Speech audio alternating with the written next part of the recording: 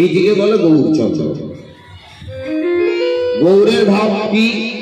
সেটি হবে কৃষ্ণ কীর্তন। তাহলে গৌর বৃন্দাবনের কৃষ্ণ কি গো বাবা, তাই তো? শুধু কৃষ্ণ না, রাধা কৃষ্ণ মিলিত রস বিগ্রহ। তাহলে কৃষ্ণ কি নিয়ে লীলা করেছিলেন বৃন্দাবনে? হাতে ছিল একটা মহান মুরলী, তাই তো, বাঁশি। হ্যাঁ, তখন তো মোবাইলের যুগ নয়। এখন মোবাইল টিপে ফোন করলে এসে যাবে, কথাবার্তা হয়ে গেল, চলে গেল। হ্যাঁ, আর মোবাইল যদি সাইলেন্ট করা থাকে, সারা রাত্রি ধরে চ্যাটে কথা হবে, হোয়াটসঅ্যাপে কথা হবে। উন্নত বিজ্ঞান প্রযুক্তির সম্ভার। ভগবান ৫,৫০০ বছর আগে তৈরি করেছে বাঁশিটা, মুরলীটা।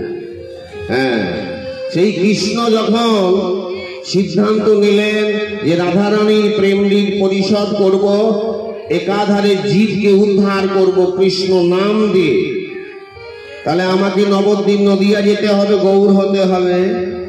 এই সিদ্ধান্তটা ঘোষণা করার সঙ্গে সঙ্গে ভগবানের নবলক্ষ ধেনুর মধ্যে দুটো প্রধান ছিল, তাদের নাম ধবলি আর শ্যামলী। বৃন্দাবনে সবাই কথা বলে, জানেন তো? গাছগুলো কথা বলে, সুখসারি কথা বলে, ময়ূর ময়ূরী কথা বলে, যমুনার জল কথা বলে, ভগবত কৃপাতে। তাই ধবলি শ্যামলী কাঁদছে আর বলছে, প্রভু তুমি বেশ নন্দ রাজার ছেলে কৃষ্ণ ঠাকুর হয়ে আছো, আমরা তোমার দলে আছি, বলো তুমি যখন গৌর ভগবান হয়ে নবদ্বীপ চলে যাবে, আমাদেরকে নিয়ে যাবে না? কি ক্ষেত দেখেছেন? ধেনু মানে গরুর কি বাসনা, ভগবানকে ছাড়তে চাইছে না। বলে, ওরে ধবলি, ওরে শ্যামলী, তোদেরকে নিয়ে যাবো রে, তবে শোন, এ দেহ নিয়ে যাবি? যাওয়া যাবে না। বলে, তবে কেমন করে যাব? নিয়ে যাব। আজকেও কিন্তু এসেছে। কোথায় আছেন? মহাপ্রভু সংকীর্তনের পিতা কীর্তন করছেন, দেখুন দুপাশে দুটো মৃদঙ্গ বাজছে। একটু বাবা ভাব জগতে যাবেন, মৃদঙ্গের দেখুন একদিকটা সুচালো আর একটা চৌড়া, ওদের 4টে কাঠের পা লাগিয়ে দেন, দেখবেন ছোট্ট একটা পাছুরের মতো দেখবেন। হ্যাঁ, ওরে ধবলি শ্যামলী, ধবলি শ্যামলী, ধবলি শ্যামলী, ধবলি শ্যামলী, বৃন্দাবন থেকে এলি ধবলি শ্যামলী, বৃন্দাবন থেকে এলি ধবলি শ্যামলী। কেমন বাছিলি, কেমন বাছিলি, ওরা কেমন বাছিলি, কেমন বাছিলি, ওরে কেন বা এলি, কেমন বাছিলি, কেন বা এলি, কেমন বাছিলি, বাজে ধবলি আর শ্যামলী। তাহলে গৌবর্ষগুলো এসে গেল, ভগবানের চরণে নূপুর বাঁধা থাকতো। কৃষ্ণ তো রাজার ছেলে, রাজার ছেলে তো আর সাজের অভাব নেই, চরণে নূপুর থাকতো, হুনু করে বাঁচত। সেই নূপুরগুলো কিন্তু কলিযুগে এসেছে, নূপুর হয়ে নয়। কারণ গৌর হচ্ছে ভিখারি ব্রাহ্মণের ছেলে, ভক্ত রূপ ধারণ করেছেন, তার নূপুর পরা সাজে না। ভক্ত পরিয়ে দিচ্ছেন ভালোবেসে, আলাদা কথা, স্বভাবজাত নয়। তাই সেই নূপুর গুলি এসেছে, বাজছে, শুনতে পাচ্ছেন মায়েরা? হ্যাঁ, ওরে করতালে বাজে রে, করতালে বাজে রে, বাজে করতাল, বাজে করতাল, হরি নামে মাতাল বাজে করতাল, হরি নামে মাতাল বাজে করতাল, হরি নামে মাতাল বাজে করতাল, হরি নামে মাতাল বাজে করতাল। অদ্বৈত চপলের হাতে ভগবানের নূপুর কলিযুগে করতাল হয়ে বাজছে। তাহলে এক এক করে সবাই কিন্তু কলিযুগে আসছে। এইবারে ভগবান বলছে, তাহলে আমার বাঁশিটা কথা। বাঁশি কিন্তু দেহ নিয়ে আসেনি, এসেছে কি? বাঁশির সুর। সুর কি না ব্রহ্ম। মহাপ্রভু গৌর সুন্দর দেখলেন, গোটা বাঁশিটা নিয়ে যাব না, ও সুরটাকে নিয়ে নিলেন। সুর ব্রহ্ম, তাই নামের মধ্যে সুর ঢুকিয়ে দিলেন। হরি বল। দেখবেন একটু আগে বলছিলাম, আপনারাও নৃত্য করছেন, তালি দিচ্ছেন, কৃষ্ণ কীর্তন। কেন? এটা মহাপ্রভুর আশীর্বাদ। হরি নাম একটা এমন বস্তু যেখানে যদি সুর যুক্ত করে ব্রহ্মের উপাসনার রূপক উপাদান হিসেবে আপনি যদি হরিনামটাকে গান, আপনি কিন্তু চলে যাবেন, নেচে যাবেন, আপনাকে কেউ আটকাতে পারবে না। সেখানে ভাসুর, শ্বশুর, ঠাকুরপো এইসব কোনো বিচার করবে না, সবাই মিলে হরিয়ে বলবে, এই তো দেখুন এমন ওষুধটা দেখছেন, একটা জাতীয় পার্টি। হ্যাঁ, এটা হচ্ছে স্লোগান।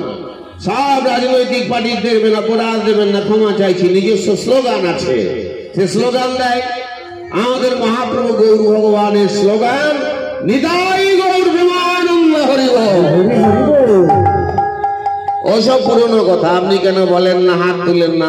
তার ভক্তি তত্ত্বের বিষয়। সবাই হাত তুলে, কেউ মনে তুলে, কেউ বহিরাঙ্গে তুলে। তবে জেনে রাখবেন, বহিরাঙ্গ হইতে হয় অন্তরঙ্গের প্রভাব। বহিরাঙ্গের বেশটার প্রয়োজন আছে। আমার যদি বেশ না থাকে, আমায় চিনবে কি করে?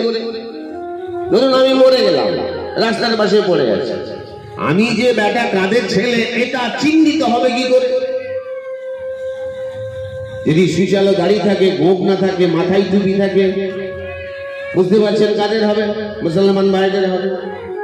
বুকে যদি যিশু বাবার ছবি থাকে, হ্যাঁ, ওদের যদি টাইপে দাড়ি কাটা থাকে, দেখে চিনে ফেলবে খ্রিস্টান ভাই বলে। হ্যাঁ, তাহলে আমাকে চিনবে কি করে যে হিন্দু বলে? শাস্ত্রে বলা আছে প্রত্যেক হিন্দুকে শিক্ষা রাখতে হয়। কে বলেছে শুধু ব্রাহ্মণ বৈষ্ণব শিক্ষা রাখবে? শিক্ষা মানে কি? চৈতন্য।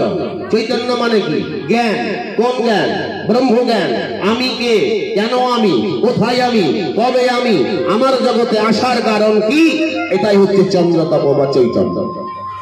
চৈতন্যটা যদি থাকে, কণ্ঠে যদি মালাটা থাকে, আমাকে শনাক্তকরণ করতে সময় লাগবে বাবা? বলে দেবে হিন্দু ছেলে রে বাবা, দে খবর দে। সেজন্য বেশের প্রয়োজন আছে। এই মহাপ্রভু এক এক করে সবাইকে আনছেন আর সুর থেকে ঢুকিয়ে দিলেন হরি নামের মধ্যে। সেদিন যেমন ভগবান বংশীর ধ্বনি করলে সবাই ছুটে যেতেন গোপীরা, আজকে দেখুন হরি নামধ্বনি শ্রবণ করে আপনারা সবাই এসেছেন, সবাই বলছেন নিতাই গৌর ব্রহ্মানন্দ হরি বল। কিন্তু মহাপ্রভু খুব কাঁদছেন, বাঁশিটা দেবেন কারো কাছে আছে? কেউ এনেছেন বাঁশিটা? ভগবান কাঁদলে কষ্ট হবে না গো? তাই মহাপ্রভু গৌর সুন্দর পদকবিদেরকে বলছে ওই বাঁশিটা আমার একদিন হারিয়ে গিয়েছিল, আর সেই বাঁশিটাকে উদ্ধার করতে গিয়ে শ্রীরাম বৃন্দাবনে আজকে একটা লীলা হবে। সেই লীলাটার নাম কি? শ্রীমধুর বৃন্দাবনে ভগবান শ্রীকৃষ্ণের মুরলী বর্ষণ। বলে গড় করি বাবা, এমন লীলার নাম শুনিনি তো কখনো।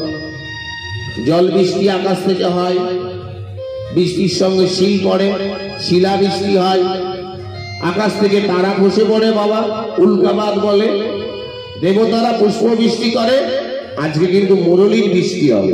তাহলে মুরলীর বৃষ্টি মানে আপনারাও পাবেন, গুড়াবেন তো? গুড়াবেন, আমার জন্য এটা গুড়াবেন, কারণ বাবার ছাদ মাথায় আছে, আমি পাবো না। ওই ছিটকে যদি আসে তো ভালো। তাহলে এই বৃন্দাবনের লীলাটাকে আস্বাদন করবেন কি? তত্ত্বরস দিয়ে। লৌকিক লীলা তো থাকবে, তার মধ্যে গভীর তত্ত্বগুলোকে নিয়ে যাবেন। বাদ বাকি যে ভাঁট বকে যাব সেগুলো নেবেন না। মানুষকে বসিয়ে রাখতে গেলে কিছু বলতে হয়। নেবেন কি? রাধা গোবিন্দের অপ্রাকৃত চিন্ময় সত্তার যে লাদিন শক্তি মূলাধার থেকে উৎপন্ন, আমি গললগ্নি বস্ত্র করজরে নিবেদন করব, সেগুলোকে নিয়ে যাবেন চিটে পুটে খেয়ে খেয়ে। হরিবল।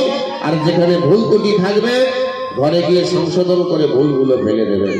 সহস্রবাদন হইতে এক লজ্জারমতে থাও তৎপরিতগ্নিক শ্রীতং অপরাধং মার্জনয়ং ভবদীতং চরণাম্বজ। সনাতন গোস্বামী বিদগ্ধ মাধব লিখার আগে লিখেছেন, আমার সবই তো ভুল, আমি তো নরের অধম তাই নরাধম, আমি না জানি গৌর কথা লিখতে, না জানি কৃষ্ণ কথা লিখতে, আমি যা কিছু লিখলাম প্রভু গো,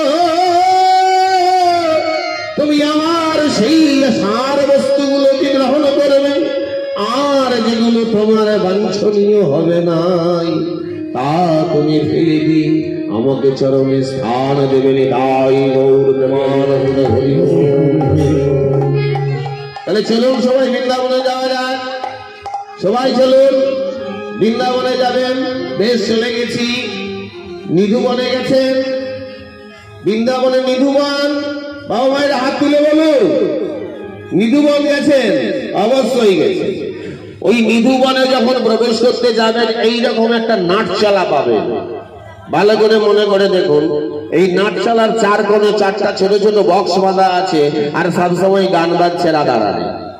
সেখানে একটা স্টিলের আড়া লাগানো আছে, একজনের বেশি দুজন ঢোকা যাবে না। ওই মেট্রো স্টেশনে থাকে দেখবেন আড়া লাগানো আছে, ঘুরিয়ে দিয়ে আপনি গেলেন, আপনি যাওয়ার পরে দ্বিতীয় ব্যক্তি যাবে, একসঙ্গে দুজন যাওয়া যাবে না। আর ওখানে তাড়াহুড়া করলে কি করবে জানেন? একটি মা বসে আছে, একটা ঝাঁটা নিয়ে এক ঝাঁটা মারবে। হরি বল। প্রবাদে বলা আছে ওই ঝাঁটাটা নাকি ললিতা সখীর ঝাঁটা, আর ওই ঝাঁটাটা খাবার জন্য বঙ্গ থেকে নয়, বিশ্ব থেকে মানুষ ছুটে যায় নিধুবনে। সেই নিধুবনের আড়ার কাছে আপনি আটকে গেছেন, খুব তৃষ্ণে পেয়েছে না, বুকটা ফেটে যাচ্ছে, খিদে পেয়েছে, তাই না? টাকা লাগবে না, পয়সা লাগবে না, একটা নাম বলবে। কি নাম বলুন তো? কি নাম বলবেন?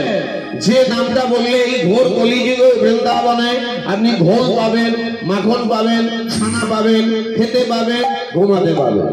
সেই নামটা কি? কি নাম? দুর্লগন সে গৌর হাই और लगन से कृष्ण, कृष्ण लगन से वफा है। एक नाम एक जाम और एक धाम है। राधे राधे राधे बोलो, राधे राधे राधे बोलो, राधे राधे राधे राधे बोलो, राधे राधे राधे राधे बोलो, राधे राधे राधे राधे राधे।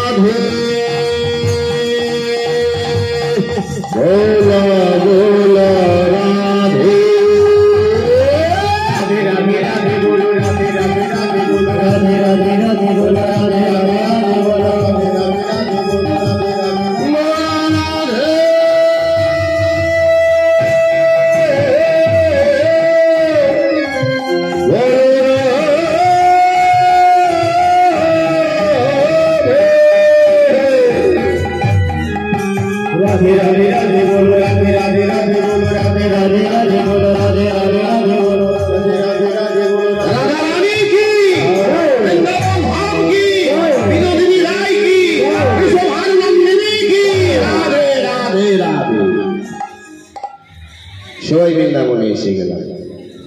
কথাটা হেয়ালির মতো লাগছে না? না গো মা, এই মনকে নিয়ে যেতে হবে। ভজনের একমাত্র শক্তি হচ্ছে মন। হ্যাঁ, ভজনের একমাত্র শক্তি কি বললাম? মন, মাইন্ড। কত চালাক দেখেছেন ভগবান। হ্যাঁ, চোখ কটা দিয়েছে? দুটো। দুটো চোখ দিয়েছে। কান কটা দিয়েছে? দুটো। 32টা দাঁত দিয়েছে। নাসিকাতে দুটো ছিদ্র দিয়েছে। গোটা শরীরে 9টা ছিদ্র দিয়েছে। চরণ দিয়েছে, মানে পা দিয়েছে দুটো। আঙুল দিয়েছে 20টা।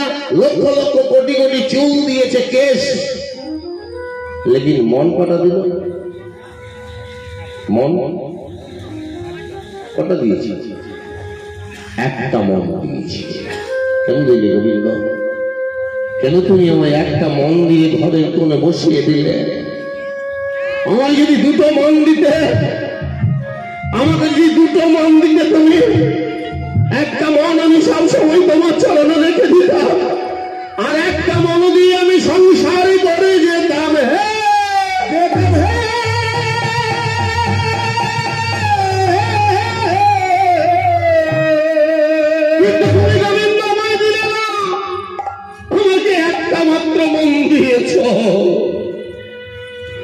আমি সেই মন দিয়ে সংসার করে, সংসারে বাবা আছে, মা আছে, স্ত্রী আছে, সন্তান আছে, আত্মীয় আছে। ও গোবিন্দ, আমি তো তোমায় তাদের মেম্বার করতে পারলাম না। আমার আসা যাওয়াটা বিফল হয়ে গেল। গোবিন্দ মন দিয়েছে একটা। সেই জন্য বলেছে অনর্থ নিবৃত্তি হইলে ভক্তি নিষ্ঠা হয়, নিষ্ঠা শ্রবণার্থে হয় রুচির উপচয়, রুচি হইতে হয় আসক্তি প্রচুর, আসক্তি হইতে হয় রতির অঙ্কুর, সেই রতি গাঢ় হইলে ধরে প্রেম নাম, সেই প্রেমে প্রয়োজন সর্বনন্দা ধাম সর্বলোক।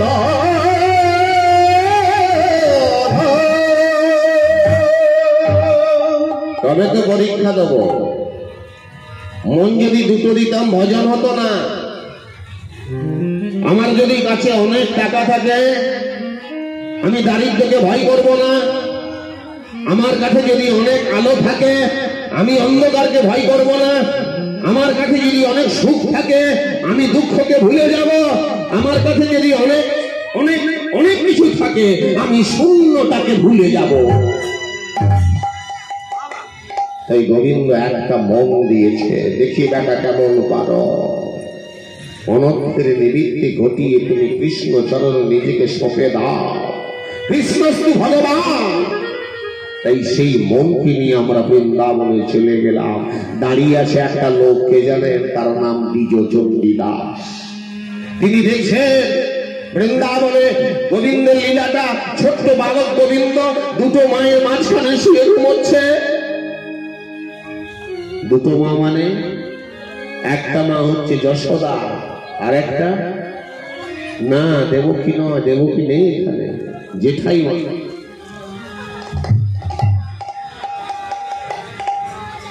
জেঠিমা, জেঠিমাকে আমরা সংসারে বড় মা বলি না, অনেকে বলি। তাহলে বলরামের মা হচ্ছে রোহিণী মাতা, আর গোপাল কৃষ্ণের মা যশোদা। দুটি মা দুদিকে শুয়ে আছে, আর দুটি চরণকে দেখবেন এইভাবে নাড়ছে। ছোটবেলায় আমরা পারতাম, বড় হলে পারবো না। চিত হয়ে শুয়ে আছে, এইভাবে চরণ নাড়ছে। খুব ভাবের কথা কিন্তু এগুলো। এই যে চরণ নাড়ছে, একটি চরণ রোহিণীর অঙ্গে দিচ্ছে, আরেকটি চরণ যশোদার অঙ্গে দিচ্ছে। হরিবল। কিন্তু ঘুমাতে পারছে না, আর ঘুম না এলে কি করছে? চোখগুলোকে কচালছে। তিনি দেখছে কি দ্বিজচণ্ডী দাস। কজর নয়ন সজর ঘষণ, কজর নয়ন সজর ঘষণ, কজর নয়ন সজর ঘষণ, কজর নয়ন সজর ঘষণ, তথাপি নয়া সেনী, কজর নয়ন সজর ঘষণ, তথাপি নয়া সেনী।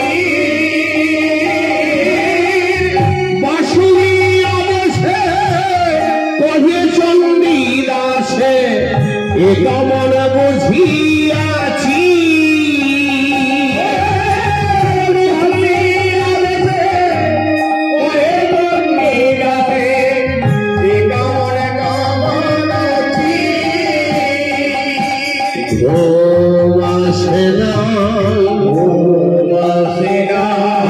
গোপাল নয়নে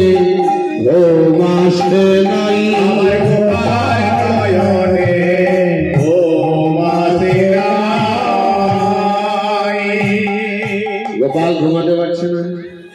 আমাদের তো সংসারে এমন হয়, ছটফট ছটফট করি। কত চিন্তা আছে বলুন। মেয়ে বড় হচ্ছে, ছেলে বড় জায়গায় পড়াশোনা করে, হ্যাঁ, একটা বাড়ি করতে হবে ইত্যাদি নানা চিন্তা সংসারী লোকের হয়। হ্যাঁ, তাহলে ভগবানের এই চিন্তাগুলো আছে কি? ভগবান একজনের কথা ভাবে, দুজনের কথা নয়। সেদিকে তিনি হলেন ভক্ত। এই ভগবান ওই শুয়ে শুয়ে একটু এরকম চোখটা ঝুলেছে আর কি, মানে ঘুমায়নি। ঘুমের পূর্ব ভাগ থেকে কি বলে? ঘুমের পূর্ব ভাগটাকে বলে তন্দ্রা।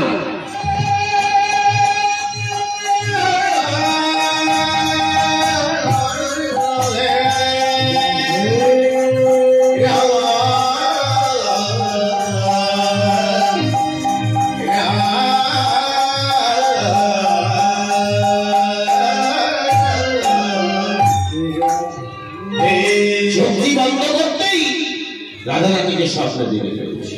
আরে যখনই স্বপ্নে দর্শন করেছে চিৎকার করে বলছে রাধা।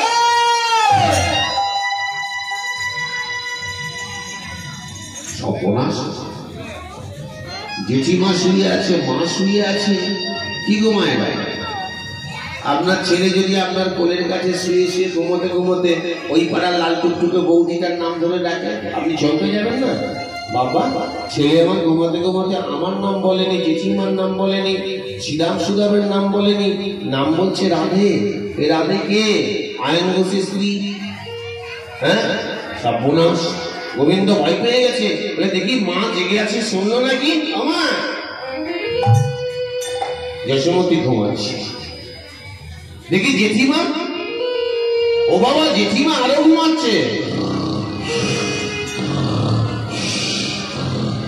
তাহলে শুনতে পাইনি, একদম শুনতে পাইনি। কিন্তু এই মুহূর্তে যখনই আমি রাধা রানীকে স্বপ্নে দর্শন করেছি, একবার যদি রাধা রানীর সেই বদন দর্শন করতে না পাও আমি প্রাণে বাঁচবো না।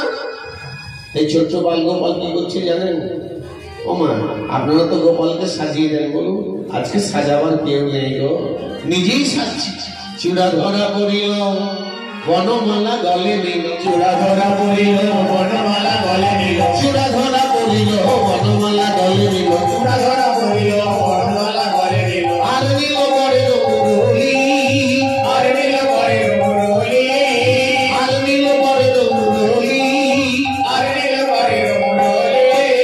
কদিতে পিঠো বাদ করে দে পাঁচনি, কদিতে পিঠো বাদ করে দে পাঁচনি, কদিতে পিঠো বাদ করে দে পিছনি, কদিতে পিঠো বাদ করে দে পাঁচনি। জন্ম করে লইল মোহন মুরলি, জন্ম করে লইল মোহন মুরলি। চলে যাই চলে যাই চলে যাই চলে যাই, ছোড়ের মতন ভাই চলে যাই চলে যাই, ছোড়ের মতন ভাই চলে যাই চলে যাই, ছোড়ের মতন ভাই চলে যাই চলে যাই, ছোড়ের মতন ভাই চলে যাই চলে যাই। প্রাণী গোবিন্দ ভগবান তিনি সুন্দর করে নিজে সেজেছেন, ঘরের মুরলীটিকে নিয়ে এদিক ওদিক লুকি লুকি তাকিয়ে তাকিয়ে সোজা গিয়ে পৌঁছে গেছেন কোথায়? রাধারানী শয়ন মন্দিরের সামনে। আবার গোবিন্দ ভুল করছে, দেখুন প্রেম কি বস্তু, হরি বল একবার না দেখলে প্রাণে মরে যাবে, একবার এসো না গো, একবারটি দেখেই ছেড়ে দেবো। বলে সময় নেই, তোমার দিব্যি বলছি, আমার মাথায় হাত দিয়ে বলছি, তুমি মুখটা বাড়িয়ে বারান্দা থেকে একবার দেখাও। বলে না, তাই গোবিন্দ আজকে ছিটে ছিটে গিয়ে ওই রাধারানীর বন্ধ দরজার সামনে দাঁড়িয়েছে। রাত্রি 12:30 বাজছে, মনে রাখবেন, রাত্রি 12:30। ওই সময় গিয়ে আবার চিৎকার করে ডাকছে, রাধে। আবার সেই ভুল করে বলেছি। পাড়ার যদি কেউ শুনে, নন্দ ঘোষের কালো বাঁকা ছেলেটা এসে আয়ন ঘোষের স্ত্রী রাধারানীকে রাত্রি 12:30টার সময় ডাকছিল, ভালো হবে? হবে না। এদিক ওদিক করে তাকিয়ে তাকিয়ে দেখছে জানালা দিকে কোনো ফাঁক খবর আছে নাকি রাধারানীকে তুলে দেবো, কোনো ফাঁক নেই। কি করে জানানো যাবে বলুন দেখি? ও মা, আপনারা একটু যুক্তি দেন না, বলুন। বাইরে বন্ধ দরজার সামনে গোবিন্দ দাঁড়িয়ে আছে, রাধারানী শয়ন মন্দিরে শুয়ে ঘুমোচ্ছেন। চিৎকার করে ডাকা যাবে না, বাঁশিও বাজানো যাবে না, তাহলে কিভাবে জাগাবেন? একটু ভাবে জগতে চলে যান, উত্তরটা আপনাদের কাছে আছে। বলি, বলুন দেখি, তুলসী তলায় যখন প্রদীপ জেলে আপনি আপনার সংসারের গোপন কথাগুলো ভগবানকে বলেন, পাড়ার লোক শুনতে পায়? কিংবা পাড়ার লোক শুনতে পায়? তুলসী তলায় প্রদীপটি জেলে আপনি যখন সন্ধ্যাবেলা আপনার সংসারের মঙ্গল কামনা করছেন, ঠাকুর ভালো রেখো, ঠাকুর ছেলেটি যেন ভালো রেজাল্ট হয়, আমার স্বামীর শরীরটি ভালো থাকে, এগুলো পাড়ার লোক শুনতে পাই? কিভাবে বলে? মনে মনে গোপনে গোপনে গোপনে গোপনে গোপনে গোপনে গোপনে গোপনে গোপী জনে গোপনে গোপনে গোপনে গোপী জনে গোপনে গোপনে গোপনে গোপী জনে গোপনে গোপনে গোপনে গোপী জনে গোপনে গোপনে। ভগবানের মনে পড়ে গেছে, আমাকে যেমন গোপনে ডাকে, আমি ভগবান আজকে ভক্তকে গোপনে ডাকবো। তাই গোপনে ডাকছেন, করজোরে মনে মনে ডাকছেন, আর সেই কথাটা আমি আপনাদের সামনে প্রকাশ্যে বলছি। কিভাবে ডাকছেন দেখুন। যে ত্রাধীতম ধাত্রী আলাধারম শক্তি মূলামূলাধারম তত্রদীতম ভগবতী তত্রদীতম লক্ষ্মী বায়ু রূপ ভয় মধ্যে রাধিকা সর্বসাধিকা তপ্ত কাঞ্চন গৌরাঙ্গী রাধে বৃন্দাবনেশ্বরী বৃষভানুসুতা দেবী তন্নমামি হরিপ্রিয়ে।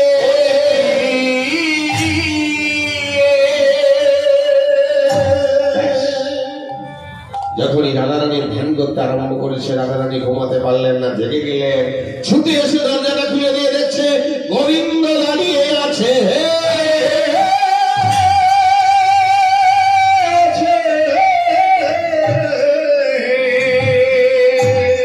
কোনো কিছু দ্বিধা না করে গোবিন্দের পরে ধরে নিজের সজ্জায় বসিয়ে ছুটে বেরিয়ে গেলেন রাধারানী। কেন বেরিয়ে গেলেন? এত রাত্রে নন্দ ঘোষের ছেলে কৃষ্ণ তার ঘরে ঢুকলো, এটা কেউ দেখলো কিনা? মনে হয় কেউ দেখেনি। ছুটে ঢুকে গেলেন রাধারানী কক্ষের ভিতরে, দরজাটা বন্ধ করে দিলেন। কি ভাবছেন এখন? নন্দের ছেলে কৃষ্ণ আর বসে স্ত্রী রাধারানী একই ঘরের ভিতরে ঢুকে পড়েছে, কপাটটা বন্ধ। কি ভাবছেন সবাই? কি হবে ভেতরে? এই জড় জগতে যা হয় তা। অপরাধ নেবেন না, তাহলে কীর্তন শুনে লাভ নেই। কবিরাজ গোস্বামী বলেছেন, সাধু সাবধান, আত্মেন্দ্রিয় প্রতি বাঞ্ছা তারে বলে কাম, কৃষ্ণেন্দ্রিয় প্রতি সুখ ধরে প্রেম না। রাধা গোবিন্দের প্রেম অপ্রাকৃত, কাম গন্ধহীন। এখানে কামের লেশমাত্র নেই। তাহলে কান খাড়া করে শোনো। ওই রাধারানী দরজাটা বন্ধ করে দিয়ে গোবিন্দের শরীরে ঝোড়া ঘামগুলোকে মুছিয়ে দিচ্ছে নিজের আঁচল দিয়ে। চরণের ধুলোগুলোকে ধুয়ে দিলেন। যথাসাধ্য খাবার ছিল গোবিন্দের বদনে ধরে দিয়েছে, সেবা দিচ্ছে। বলে, গোবিন্দ, না জানি এই বৃন্দাবনে কত সুন্দরী গোপী আছে, তুমি আমায় কেন ভালোবাসো গোবিন্দ? কেন তুমি আমার কাছে আসো? ওরা আমায় কুলোটা বলে, কুল বোঝালিনি বলে, আমার কলঙ্ক হয়। মরব গোবিন্দ, আমি তোমার জন্য মরব, মরব, মরব। আমি মরিব, মরিব, নিশ্চিত মরিব, মরিব, মরিব, নিশ্চিত মরিব, মরিব, মরিব, নিশ্চিত মরিব, মরিব, মরিব, নিশ্চিত মরিব, তোমারে করিব সাধন। মরিব, মরিব, নিশ্চিত মরিব, তোমারে করিব সাধন। মরিলে হইব শ্রীনন্দির নন্দন, তোমারে করিব রাধা।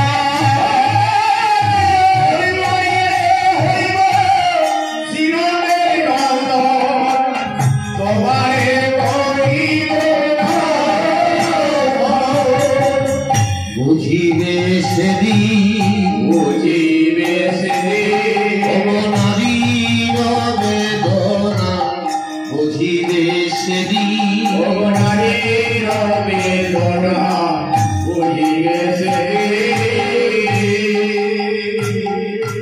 রাধারানী যখন ক্রন্দন করছেন, ওহে প্রাণ গোবিন্দ, ওহে নবঘন শ্যামে গুরু বাদন, ওহে বংশী বাদন করে, তুমি আমায় কেন কষ্ট দাও? আমাকে কলঙ্কিনী বলে, অসতী বলে। রাধে, তোমাকে অসতী বলে, তোমাকে কলঙ্কিনী বলে? ওগো রাধে, তুমি যদি অসতী হও, তুমি যদি কলঙ্কিনী হও, তাহলে জগতে সতী কে? শোনো রাধে, আমি তোমায় বলি, রাধারানীকে যত্ন করে খাটিয়াই বসিয়ে আদর করে সোহাগ করে সেবা দিতে দিতে বলছে, গোবিন্দ, জগতে কজন সতী গো? তুমি যে বলছো তুমি অসতী, জগতে সতী কজন? কি বাবা সতী কজন? শাস্ত্র বললেন, এই ভারত ভূমিতে সতী আছে 5 জন। অহল্যা, দ্রৌপদী, কুন্তী, তারা আর মন্দোদরী। পঞ্চসখী, পঞ্চসতী। এই অহল্যা, দ্রৌপদী, কুন্তী, তারার, মন্দোদরীর যদি প্রাতঃকালে নাম নেন, সর্বাপরাধ খণ্ডন হয়ে যায়। পূজনীয় ভক্তমণ্ডলী, আমার ভক্তিবতী মায়েরা, দেখুন গোপালটা বন্ধ করে দিয়ে রাধা গোবিন্দ কেমন তত্ত্বরসটা সাধন করছে। বলে, রাধে, প্রথম সতীকে অহল্যা, পরিচয়টা কি? গৌতম মুনির পত্নী, তাই তো? গৌতম মুনির পত্নী আর গৌতম মুনির শিষ্য দেবরাজ ইন্দ্র গৌতম মুনির রূপ ধারণ করে অহল্যাকে অপহরণ করেছিল, সতীত্ব নিয়েছিল। ফিরে এসে যখন গৌতম মুনি জানতে পারলেন, অহল্যাকে অভিশাপ দিলেন, ঠিক অহল্যা, তুমি তোমার স্বামী দেবতাকে চিনতে পারলে না, তাই আমি অভিশাপ দিচ্ছি, তুমি পাষাণ হয়ে যাও। হে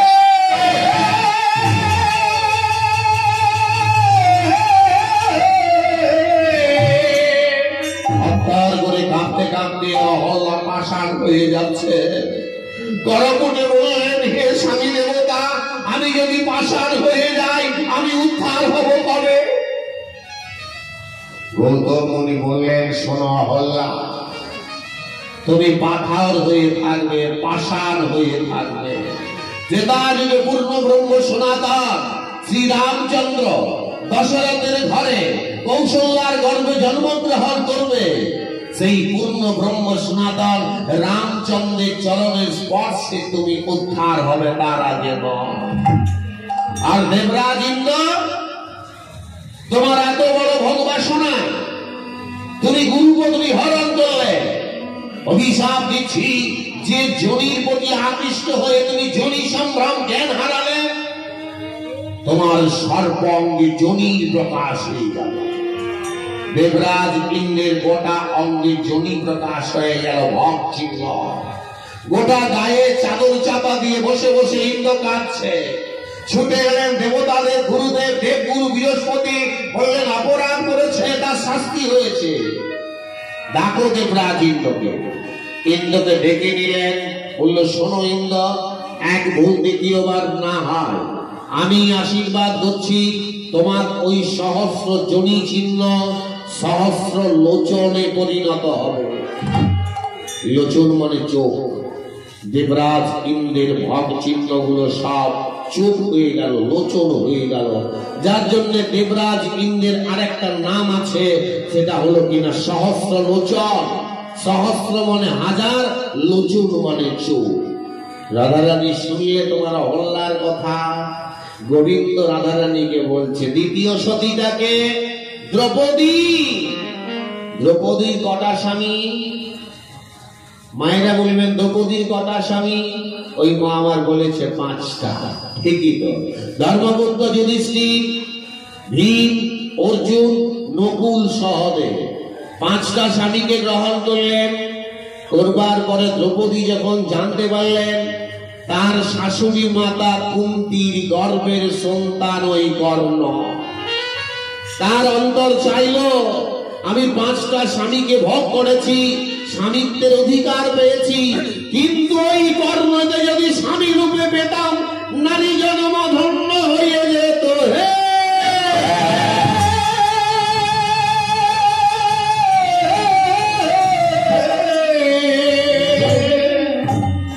রাধে, 5টা স্বামী পাবার পরেও যার আবার স্বামী পাওয়ার ইচ্ছা হয়, এটা কি তার কলঙ্ক নয়? তুমি নিজেকে কলঙ্কিনী বলছো। 2টো সতী বলেছি রাধে, অহল্যা, দ্রৌপদী, এরপরে কার পালা করলো? কুন্তি, ভোজরাজের কন্যা কুন্তি। কুমারী বয়সে সূর্যের তপস্যা করতে শুরু করলে। সূর্যদেব ছুটে এলেন, বলে, বলো কুন্তি, তুমি কি চাও? বলে, তোমার মতো তেজস্বী একটা পুত্রের মা হতে চাই। বলে, বিলক্ষণ, তুমি তো এখনো বিবাহই করনি, কুমারী রমণীর কি করে সন্তান হয়?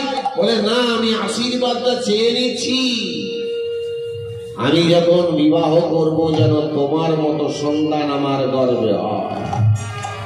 সূর্যদেব বললেন, তথাস্তু, আমি তোমাকে এই মন্ত্রটা দিচ্ছি, এই মন্ত্রটা জপ করলেই তোমার গর্ভ হবে, আর সেই গর্ভে আমার অবতার রূপে অসম শক্তি সম্পন্ন সন্তানের জন্ম হবে। চলে গেলেন সূর্যদেব। কুন্তি দেবী মনে মনে চিন্তা করে, হ্যাঁ গো, সূর্যদেব যে পটটা আমায় দিয়ে গেল, এই মন্ত্রটা বললে কাজ হবে তো। তাই বিবাহর পূর্বেই কুন্তি দেবী এই মন্ত্রটা বলে ফেললেন। দেখেছেন হিন্দু শাস্ত্র কেমন? বিধর্মীরা বলে, তোদের ধর্ম তো কুমারী মেলায় মেয়েগুলোর পেটে বাচ্চা হয়। আরে বোকা, এ জগতে যেমন করে বাবা মার গর্ভে সন্তান জন্ম হয় সেভাবে নয়। দেবতারা যে অজনী সম্ভব, জনি নাই না, ভগবত ইচ্ছায়, ঈশ্বরের ইচ্ছায়, ঋষিদের আশীর্বাদে মুহূর্তের মধ্যে গর্ভ হয়, আর সেই গর্ভে সন্তান ধারণ করে। এটা হিন্দু সনাতন ধর্মের আদর্শ, এটা হিন্দু সনাতন ধর্মের গর্ব। নিতাই গৌর প্রেমানন্দ হরি বল। তাই শোনো রাধে, যখনই ওই কুমারী কুন্তী দেবী মন্ত্রটি বললেন, গর্ভস্থ হয়ে গেল। তাহলে কুমারী রমণীর গর্ভ হয়ে গেছে, সর্বনাশ। ছুটে এলেন দৈপায়ন ব্যাসদেব, কি ভাস দিলেন? মন্ত্রের সাহায্যে কান দিকে সন্তানটা বের করে নিলেন। দিয়ে কি করলেন? মাটির মালসাতে করে জলে ভাসিয়ে দিলেন। আর ওই কান দিকে তার প্রসব হলো বলে সেই ছেলেটার নাম কর্ণ। অধীরথ নামে এক সুতো তাকে কুড়িয়ে নিয়ে গেলেন। বড় বললেন কে? তার স্ত্রী রাধা, বৃন্দাবনের রাধা নয়, অধীরথ সুতপুত্র রাধা। যারা রবীন্দ্রনাথের কাব্য সাহিত্য পড়েছেন দেখবেন, কর্ণকুন্তীর সংবাদে রবি ঠাকুর বলেছেন, পূর্ণ জাহ্নবীর তীরে সন্ধ্যা সবিতার বন্দনায় আছি রত, কর্ণ নাম যার, অধীরথ সুতপুত্র, রাধা গর্ভজাত, সেই আমি, কহ তুমি কে? পুত্র আমি কুন্তী, কুন্তী পাণ্ডব জননী, তাই শুনে মনে গণি, কেন আসিয়াছ মোর সম্মুখে? ওরে পুত্র, পুত্র কহিয়াছ কারে? যেদিন জন্মরাত্রে ফেলে গেলে এই ধরা তলে, আমি নিষ্ফলে হুতাশার জলে, মাগো পাণ্ডবের হইবে বিজয়, আমি কুরুক্ষেত্রে যুদ্ধ করিব, নিশ্চয় পরাজয়। তিনি আমার কর্ণ। বলো রাধে, তুমি বলো, এই কুন্তী কেমন সতী, যার কুমারী গর্ভে সন্তান আসে? তাই অহল্যা, দ্রৌপদী, কুন্তী রইলকে তারা, তারাকে কলঙ্কিত করলেন। আর সেই কলঙ্ক বয়ে বেড়াচ্ছে চন্দ্র, চন্দ্রের গায়ে কলঙ্ক আছে। তোমার কি কলঙ্ক? রইলকে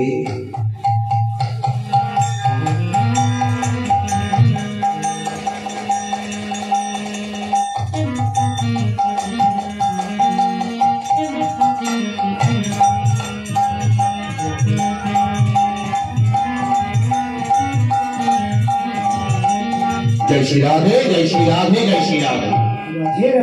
দৈলকে পঞ্চসতীর একজন মন্দোদরী। পরিচয়টা কি? মন্দোদরী বায়ানাটা নাকি রাবণের স্ত্রী। রাবণ একটা কাজ করতো, খুব গান ভাড়া করে শুনবেন খরগোশের মতো। রাবণ প্রত্যহ একটা কাজ করতেন। কি করতেন? উন্মুক্ত একটা তলোয়ারি নিয়ে বেড়াতেন। চোখের সামনে কোন ব্রাহ্মণ আর বৈষ্ণবকে পেলে তার বুকটাকে চিরে কলিজাটাকে বের করে নিয়ে এসে একটা মাটির নাদায় রেখে দিতেন।